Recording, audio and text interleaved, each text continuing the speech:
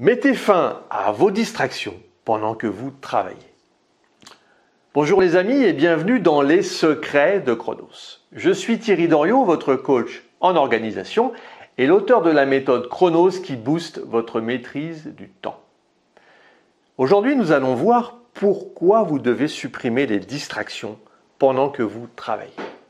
Mais avant ça, laissez-moi vous dire que vous pouvez vous abonner à la chaîne et recevoir toutes les vidéos directement sur votre boîte mail. Le travail réclame une forte dose de concentration, de focus pour être mené correctement avec une bonne efficacité. Or, quand vous faites autre chose en même temps, votre cerveau ne peut vous offrir cette discipline de focus. Si vous êtes interrompu en permanence par les notifications sur votre smartphone, les alertes sur votre boîte mail, par vos collègues, par votre patron, par votre conjoint ou conjointe, et aussi par des pensées parasites, vous éprouvez les pires difficultés à vous concentrer. Les collaborateurs d'une entreprise, et notamment dans le tertiaire, sont des gens dont l'outil de travail principal réside entre les deux oreilles.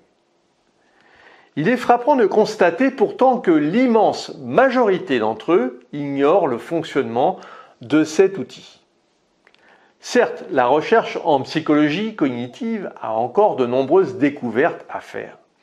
Mais en l'état, nous savons déjà pas mal de choses qui, si elles étaient prises en compte comme il se doit, pourraient améliorer grandement la productivité personnelle et celle de l'entreprise entière. Pour aujourd'hui, intéressons-nous au multitâche. Dans sa définition la plus simple, le multitasking est l'opération qui consiste à essayer de mener en parallèle deux actions. Dans les faits, tout le monde sait qu'il est possible de conduire tout en discutant avec un passager et à faire donc deux choses en même temps, ça devrait être possible. C'est vrai dans le cas où l'une de ces deux choses est suffisamment connue pour être quasiment automatique tant que tout va bien, la conduite. Il est alors possible d'exercer en parallèle une tâche simple, la discussion. Mais si un événement survient sur la route, le conducteur ne poursuivra pas sa discussion alors qu'il évite le danger. De même, si la discussion devient profonde ou soutenue, l'attention du conducteur sur la route est diminuée et augmente les risques d'accident par 3 ou 4. Faire en même temps deux choses qui réclament une participation intellectuelle active est impossible. Du moins, s'il s'agit de les faire bien, mon postulat de départ. On ne peut faire que passer rapidement de l'une à l'autre, ce qui, soit dit en passant, épuise inutilement votre cerveau. Que vous soyez une femme ou non, n'y change rien.